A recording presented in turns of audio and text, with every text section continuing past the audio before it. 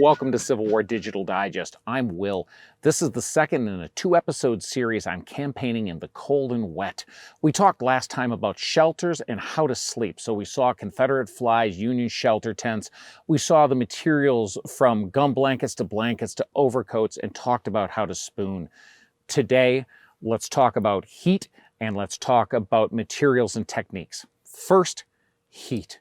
When all goes wrong, soldiers talked over and over and over in the wet and the cold. Their best friend was right here, the fire. It's going to be there. It's morale, it's heat, it's the ability to dry.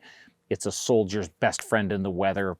And we've seen it in the living history world. Crummy weather, friends who are laughing and sitting around a fire, making the best of it, make it a lot easier to get through a rough situation, whether it's the physical property of the heat, the emotional property of the light, or your buddy next to you jabbing you in the kidneys and laughing with you. It's going to help the situation. When we talk about building that fire on campaign, you want to try and stockpile firewood for the evening. Now, soldiers, if they were allowed, would tear a split rail fence down because that is dry, cured wood. That's gold for a soldier. Sometimes take the top rail only. Well, what's the top rail? We hear it in soldier stories over and over again. If you don't have a fence that you're allowed to liberate, let's talk about finding dead wood. We did an episode on starting a fire and we talked about picking wood to start it that wasn't on the ground. Look for the same thing here. Look for dead branches lower on the tree. Don't look for that dry, rotting, punky wood on the ground if you have a choice, and make sure you have a bunch of it to get through the evening. Well, with the fire and the shelter we've talked about, you've got your best chances to stay warm and stay dry.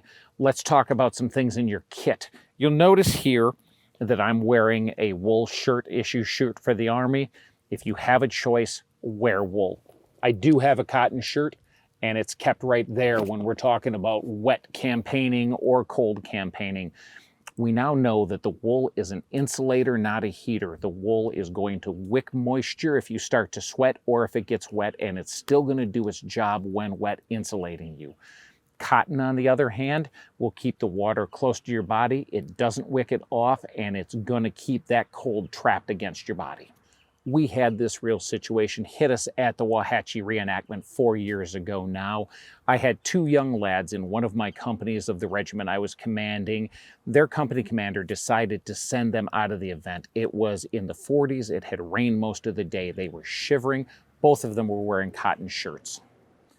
I backed my company officer's choice because the lads just didn't have the kit they needed for the experience. They were freezing cold and they didn't have a way to get warm. We wanted them safe. They're now back in the field and excellent big brothers to younger ones learning.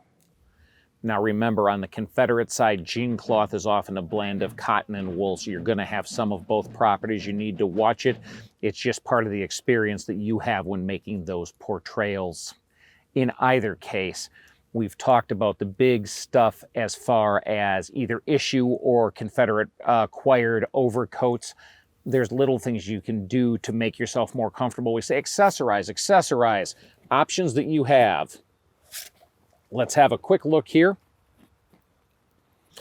In the last episode, we spoke a little bit about some of these in relation to spooning.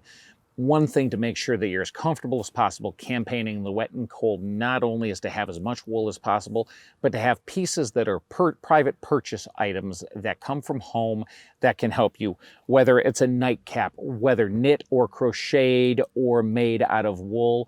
Ray Evans does great ones. Preservation Parcels does great ones. You can get caps from South Union Mills. It could be mittens, it could be wristers, it could be a scarf. A spare pair of socks can double for a pair of mittens. And one thing that we know also, when your feet are wet, you change into a dry pair of socks either right before bedtime or as a way to bring your morale up. It feels great now. It also felt great to the soldiers back then. Let's listen.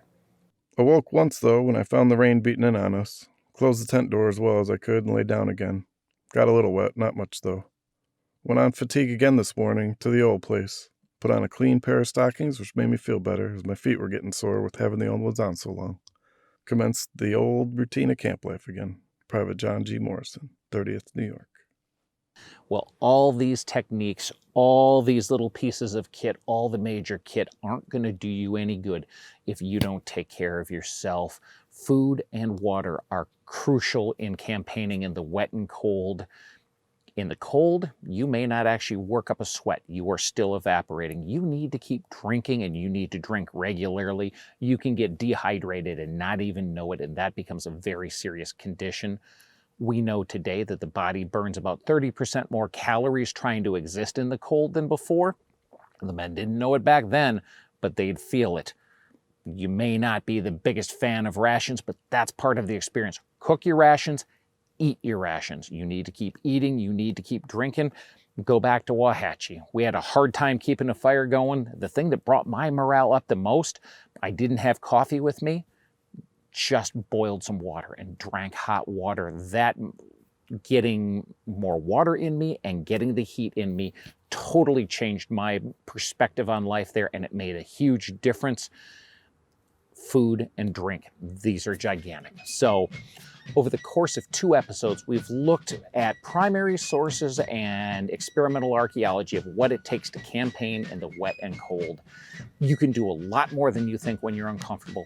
Take care of your body. Stay as dry as possible, as long as possible.